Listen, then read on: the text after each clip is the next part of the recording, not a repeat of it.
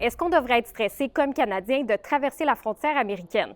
Je te résume en 5 points ce que tu dois savoir pour évaluer les risques. 1. Des personnes ont récemment été arrêtées et détenues après avoir essayé d'entrer aux États-Unis. Depuis l'arrivée de Donald Trump au pouvoir, une Canadienne, une Britannique et des touristes allemands ont été arrêtés à la frontière et envoyés dans des centres de détention pour immigrants. Ces personnes-là ont décrit avoir été enchaînées et détenues dans des conditions difficiles sans qu'on leur dise pourquoi. En gros, les autorités les soupçonnaient de vouloir travailler ou habiter aux États-Unis sans avoir les papiers nécessaires. Les agents frontaliers ont aussi refusé l'entrée à un chercheur français après avoir fouillé ses appareils électroniques. Selon des sources, ils ont trouvé des messages critiques de l'administration Trump. Mais selon le gouvernement, c'est faux. Le scientifique avait des infos confidentielles d'un laboratoire américain qui n'aurait pas dû se trouver là. 2. Traverser la frontière est devenu plus imprévisible. Selon les 2 experts à qui j'ai parlé, il y a une surveillance accrue à la frontière depuis l'arrivée de Trump au pouvoir. Ces experts-là sont l'avocate en immigration Sarah Palloud et David Grondin, un prof de l'Université de Montréal spécialisé en sécurité frontalière. Pour lui, c'est clair que les autorités américaines ont donné des nouvelles directives aux agents frontaliers qui peuvent se montrer plus zélés.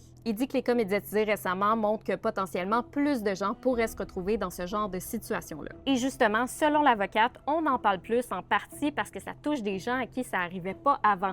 Par exemple, des personnes blanches qui viennent de pays développés. Elle dit qu'en 18 ans de carrière, elle n'avait jamais entendu parler d'un Canadien ou d'une Canadienne envoyé dans un centre de détention pour immigrants. Par contre, elle souligne qu'il y a encore des dizaines de milliers de Canadiens qui traversent la frontière terrestre tous les jours sans problème et qu'il faut juste bien se préparer. 3. Des pays ont modifié leurs recommandations pour voyager aux États-Unis. C'est le cas du Royaume-Uni qui a précisé que c'est possible d'être arrêté ou détenu si on enfreint les règles d'entrée. Et l'Allemagne a rappelé que le droit d'entrée est jamais garanti, même avec les papiers nécessaires. Le Canada a aussi révisé ses recommandations vendredi pour spécifier qu'il faut s'attendre à un examen minutieux à la frontière qui pourrait inclure la fouille des appareils électroniques. Un autre changement à partir du 11 avril, il faudra s'enregistrer auprès des autorités américaines si on passe plus de 30 jours aux États-Unis.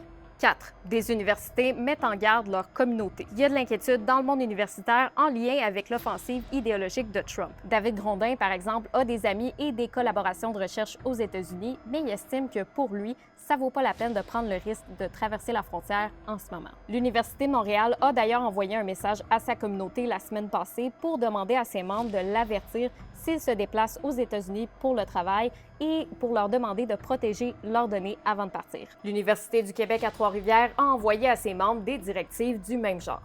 5. Les douaniers américains ont beaucoup de pouvoir. Ils peuvent te poser toutes sortes de questions, fouiller tes appareils électroniques et tes effets personnels sans avoir à se justifier. Tu peux refuser d'ouvrir ton téléphone pour eux, mais si tu ne coopères pas, les douaniers peuvent te refuser l'entrée ou confisquer ton cellulaire. Il y a plusieurs choses que les experts recommandent aux voyageurs. Apporter un téléphone vide ou enlever les informations sensibles de ces appareils. Traverser les douanes américaines dans un aéroport comme Montréal ou Toronto, comme ça, tu restes en seul Canadien. Bien connaître ton itinéraire, les raisons de ton déplacement et avoir des preuves de ce que tu vas faire aux États-Unis. Et si tu vas travailler ou étudier, avoir les documents appropriés. Détail important, l'avocate Sarah Palloud m'a dit que c'est vraiment pas le temps d'aller faire du télétravail incognito sur une plage. Même si ton employeur est canadien, tu peux pas travailler aux États-Unis sans autorisation.